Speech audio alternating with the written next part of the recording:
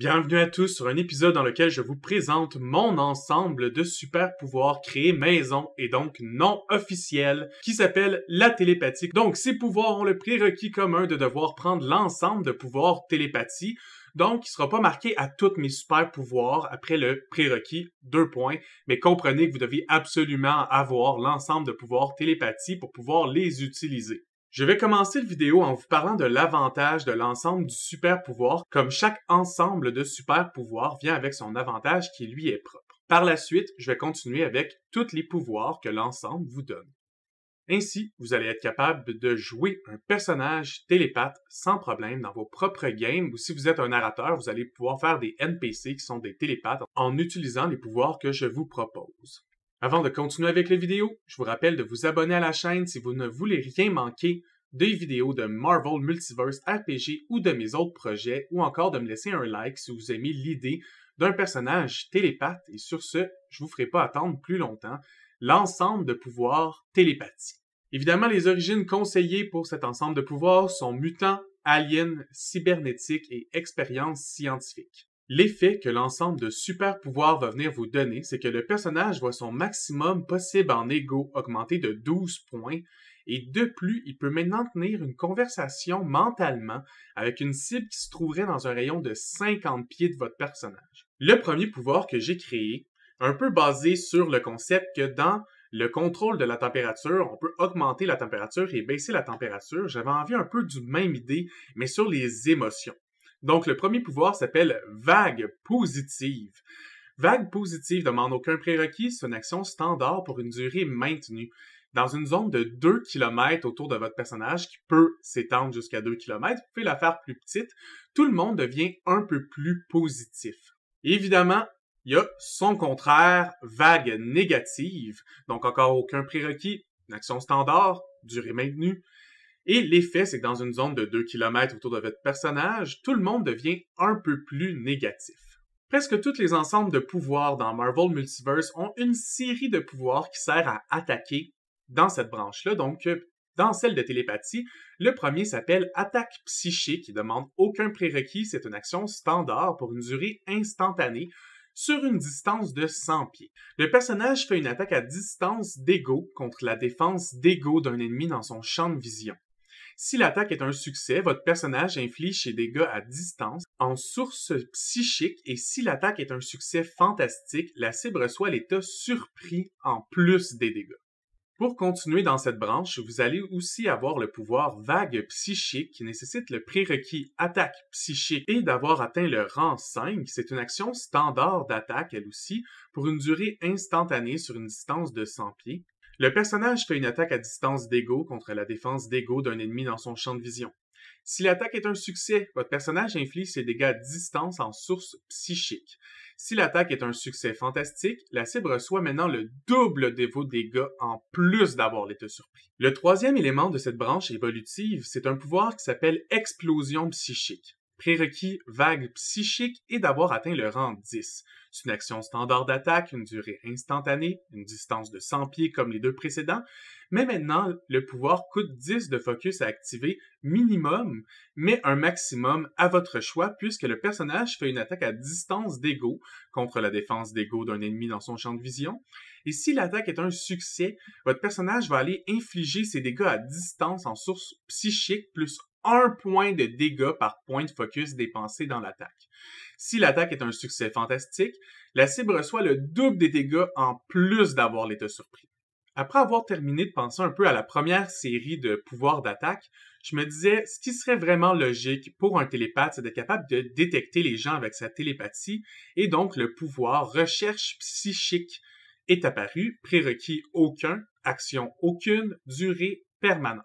L'effet, c'est que le personnage sait maintenant analyser son environnement par l'empreinte psychique des gens autour de lui. Votre personnage obtient donc avantage sur les tests de vigilance-perception pour détecter des êtres vivants, et ces mêmes cibles ont maintenant des avantages sur leurs tests d'agilité furtif contre votre personnage.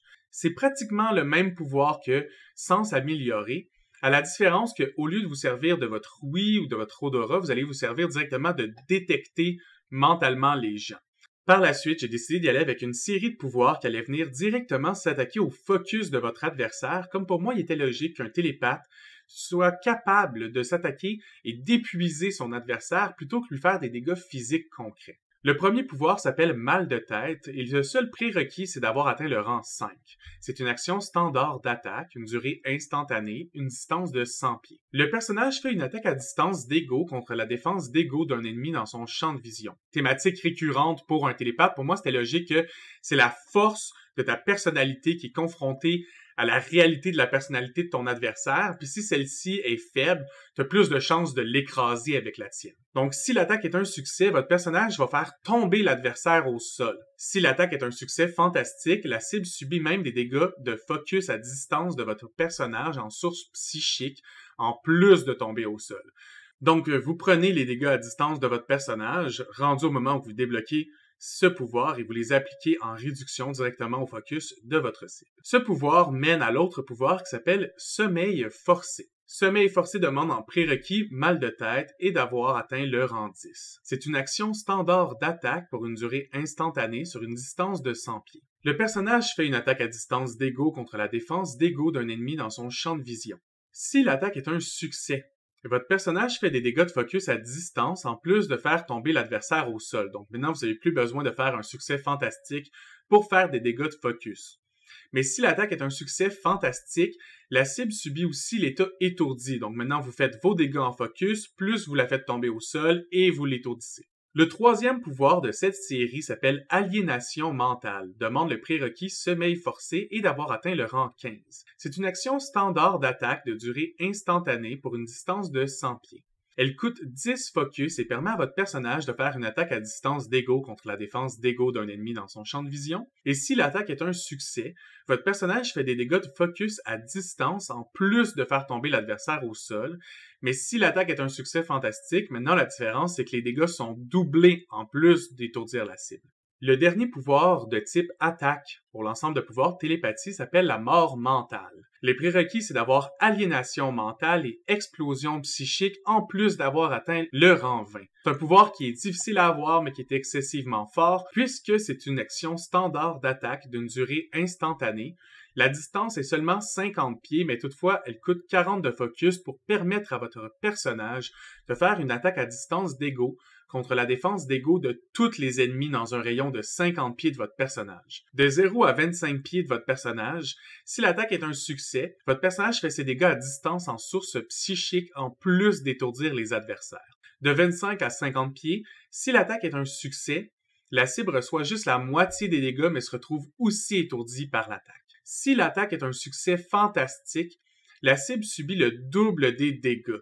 L'avantage aussi qui vient avec ce pouvoir, qui est un peu la note à la fin, c'est qu'il est possible de faire cette attaque-là en disant à votre narrateur si vous voulez attaquer le focus ou les points de vie de votre adversaire et c'est vous qui décidez selon la narrative. Est-ce que vous voulez essayer que tout le monde tombe dans un genre de coma, qui tombe endormi, ou vous voulez que tout le monde ait vraiment mal à la tête, qui souffre, qui crie de douleur, ou etc.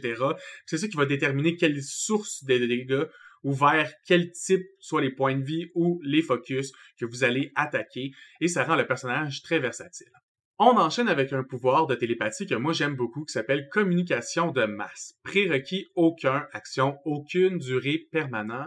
Et maintenant, votre personnage peut envoyer des messages mentaux à un groupe de gens équivalent à son rang, multiplié par son attribut en ego. Donc, si vous avez 12 points d'ego et que vous êtes de rang 10, vous pouvez maintenant envoyer des messages à 120 personnes simultanément. Cela peut être des messages, des images ou encore même transmettre certaines émotions, mais vous ne pouvez pas influencer quelqu'un avec vos émotions.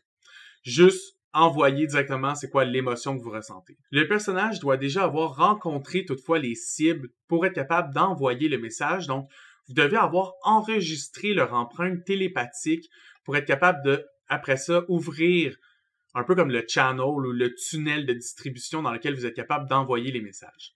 Évidemment, qui dit télépathie dit détection de la pensée. Donc, prérequis aucun, action standard, la durée est maintenue et la distance est de 50 pieds. Le personnage peut maintenant lire les pensées de sa cible lors d'une action standard. De base, l'habilité permet de lire les pensées en surface de votre cible sans problème. Toutefois, pour avoir une information précise, il va vous falloir réussir un test d'ego contre un test d'ego de votre cible. Pas sa défense, vraiment un test contre un test. Si vous réussissez à vaincre le test d'ego de votre cible, vous êtes capable d'aller creuser plus loin. J'avais envie d'aller un peu plus loin avec ce super pouvoir et donc j'ai créé modification de la pensée. Le prérequis, c'est détection de la pensée et d'avoir atteint le rang 10. Demande une action standard, durée instantanée, la distance est encore 50 pieds. Le personnage peut faire un test d'ego contre un test d'ego de sa cible, mais si votre personnage réussit, il peut maintenant venir modifier un élément d'un souvenir de sa cible. À chaque écart de 5 points avec le TN roulé par sa cible, donc le test défensif, le personnage peut venir modifier une information supplémentaire dans un souvenir de son choix. Pour le dernier pouvoir de cette série, c'est un pouvoir très grave que les télépathes devraient faire avec parcimonie, ça s'appelle oblitération du souvenir. Prérequis, c'est modification de la pensée et d'avoir atteint le rang 15. L'action standard, durée instantanée, la distance est 50 pieds et le coût est 20 points de focus. Le personnage peut faire un test d'ego contre un test d'ego de sa cible. Si votre personnage réussit, il peut maintenant venir soustraire un souvenir de la cible à chaque écart de 5 points avec le TN défensif de la cible. Le personnage peut venir enlever un souvenir supplémentaire. Là, je me disais, si les télépathes s'amusent à entrer dans la tête du monde, ils ont clairement appris à s'en défendre et donc le pouvoir protection mentale. Prérequis, aucun action-réaction. Durée instantanée, le déclencheur est évidemment lorsque quelqu'un essaie de rentrer dans votre esprit. L'effet, c'est de donner des avantages à la personne qui tente d'infiltrer votre esprit. L'amélioration de ce pouvoir s'appelle labyrinthe mental. Les prérequis, c'est protection mentale et rang 5. L'action est encore une réaction, la durée est instantanée, le déclencheur est encore lorsque quelqu'un tente d'entrer dans votre esprit. Le labyrinthe mental donne encore des avantages à la personne qui tente d'infiltrer votre esprit. Si la personne échoue par plus de 2 points à votre test d'ego défensif lorsqu'elle essaie de rentrer dans votre esprit, elle se retrouve maintenant étourdie pour un tour, en plus de manquer son action de rentrer dans votre esprit. Le dernier pouvoir de la liste, du moins pour l'instant, s'appelle influence télépathique. Prérequis, rang 5, l'action est standard pour une durée soutenue. Donc, c'est comme une switch que vous activez et désactivez. Votre personnage attire les regards vers lui avec facilité. Son charisme paraît hors norme. Cela lui accorde avantage sur les tests d'ego, persuasion et d'intimidation sur les non-télépathes. Tout être psychique vont ressentir votre aura d'influence. Et pour terminer, si vous voulez plus de pouvoir pour cet ensemble ou encore discuter d'autres ensembles de super pouvoirs que vous aimeriez voir créés, je vous invite sur le Discord de questions de perspective dans lequel on a une section entière dédiée au jeu Marvel Multiverse RPG. Donc, au plaisir de se revoir sur une prochaine vidéo tout le monde et à la prochaine.